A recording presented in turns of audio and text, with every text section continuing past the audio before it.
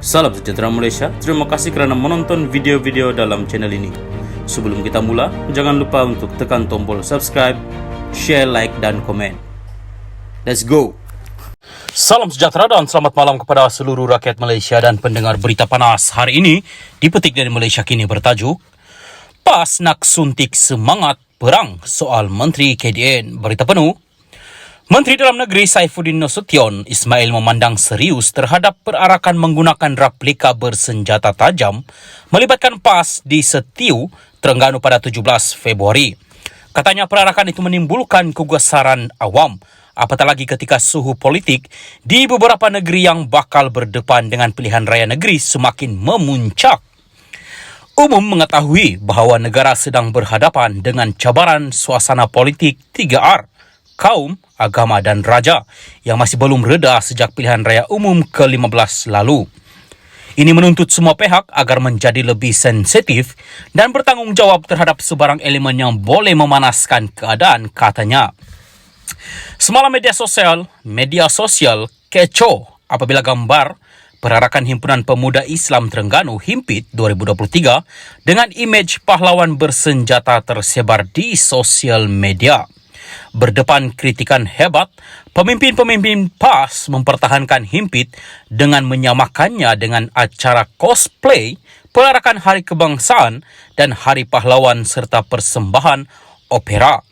Dalam kenyataan sebentar tadi, Saifuddin berkata apa jua tindakan yang meluahkan semangat dengan diselangi dengan simbol ketenteraan amatlah tidak wajar. Insiden ini kemudian disiar dalam bentuk klip video dengan latar belakang nasyid dalam bahasa Arab yang jelas menekankan tema peperangan. Ini mengundang pertanyaan, adakah perarakan ini bermaksud menyuntik semangat perang, soalnya yang mengawal selia pasukan polis.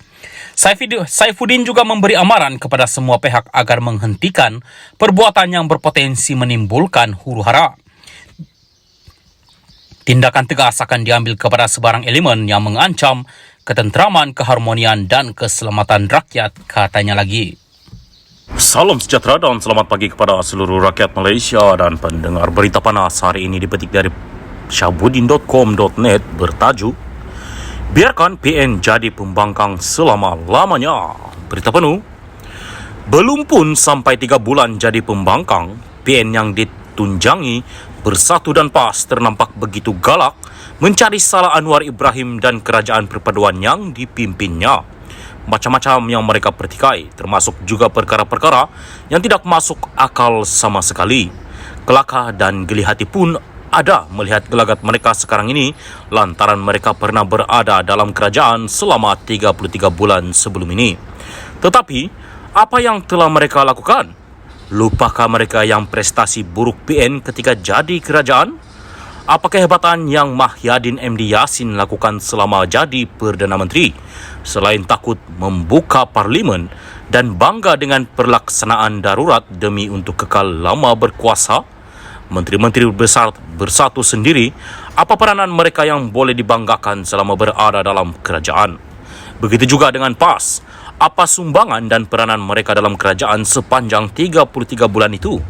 Kenapa baru sekarang sibuk menyalahkan kerajaan?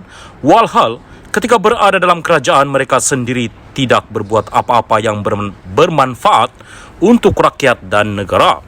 Mana janji-janji yang pernah dikumandangkan ketika belum jadi kerajaan sebelum ini? Kenapa hanya setelah tidak lagi jadi kerajaan baru hendak bising itu dan ini? Apa yang PN lakukan sekarang setelah berada di kedudukan sebagai pembangkang tidak lain hanyalah untuk membuktikan mereka masih relevan untuk mentadbir semula negara ini. Dalam hal ini, rakyat dan pengundi jangan lupa, PN sudah pun diberi peluang menjadi kerajaan selama 33 bulan walaupun hanya melalui tebuk atap. Hakikatnya, melalui peluang tersebut, PN telah terbukti gagal mentadbir negara di mana Mahyadin sehingga ini kekal dalam rekod sebagai Perdana Menteri yang mempunyai prestasi paling buruk sekali sejak negara merdeka.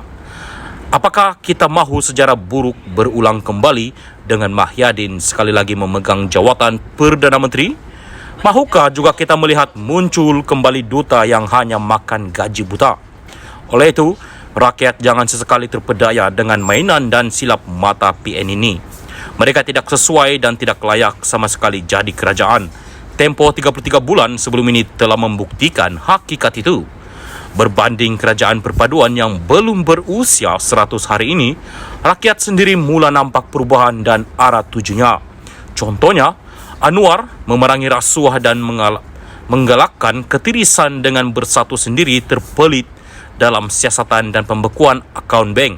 Ia adalah bukti dan kedurjanaan telah berlaku ketika PN menjadi kerajaan. Selepas ini dipercayai lebih banyak lagi pembongkaran akan didedahkan.